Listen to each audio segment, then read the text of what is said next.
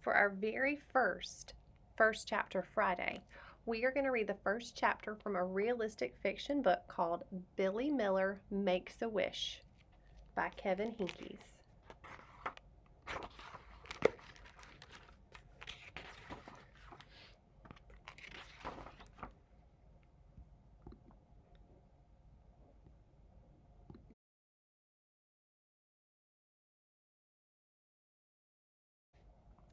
When Billy Miller blew out the 8 candles on his birthday cake, he made a wish. He wished that something exciting would happen. Not more than 10 minutes later, even before the present opening had begun, a police car and an ambulance flew past Billy's house and raced down the block. The wail of sirens stopped nearby. Without thinking, Billy ran out the door.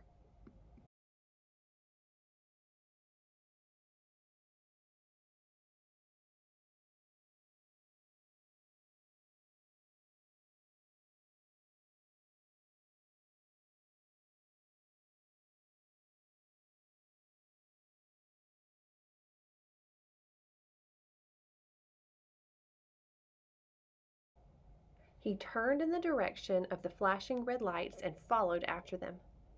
"Wait up!" his father called. Along the block, bats swooped from the trees and fireflies pulsed in slow motion, but Billy didn't notice. He just ran. Neither a police car nor an ambulance had ever come to Maxwell Street before, at least not one that Billy knew of. The police car and the ambulance had parked in front of Mr. Tooley's house at the far corner.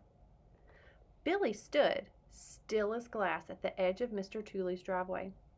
His father caught up to him and firmly placed his hands on Billy's shoulders.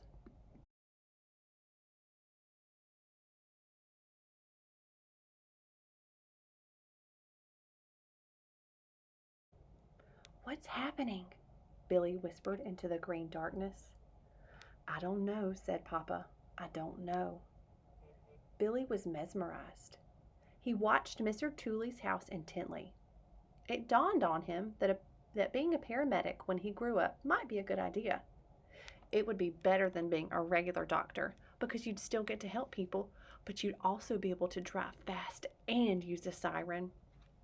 Neighbors were gathering on the sidewalk and driveway in clusters.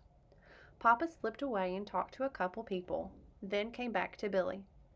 After lingering a few more minutes, Papa said, "I think we should go home. Mom and Sal are waiting. We still have birthday business to attend to, and I still have some packing to do." Dad," said Billy, "do you think Mr. Tooley's okay?" "I hope so." Lately, Billy had been trying to call his father Dad rather than Papa, which is what he'd called him for so long as he could remember. It was a hard habit to break, and even when Billy remembered to call him Dad, he still thought of him as Papa. Maybe he always would. He was having the same problem calling Mama Mom. In the silence that followed, the stars seemed to draw closer, as if they, too, wanted to know what was going on.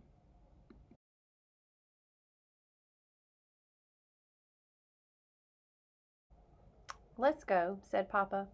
He directed Billy toward home and gave him a gentle shove.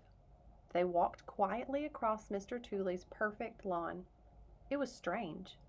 It was as if the excitement Billy had felt about his birthday had been shut off inside of him, and a different excitement, because of the police car and the ambulance, had been stirred up and had taken over. There was another feeling that was jumbled with it, becoming stronger.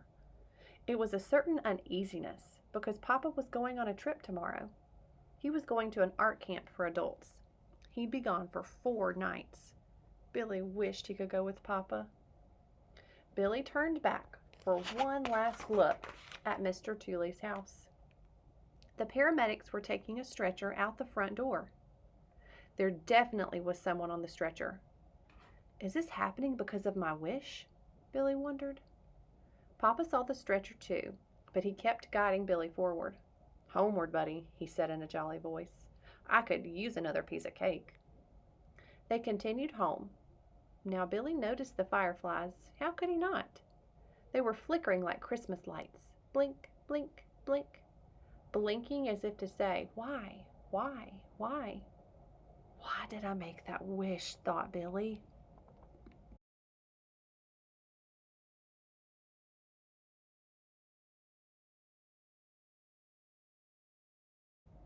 If you were interested in that first chapter, come to the library and see if you can find Billy Miller Makes a Wish in the realistic fiction section.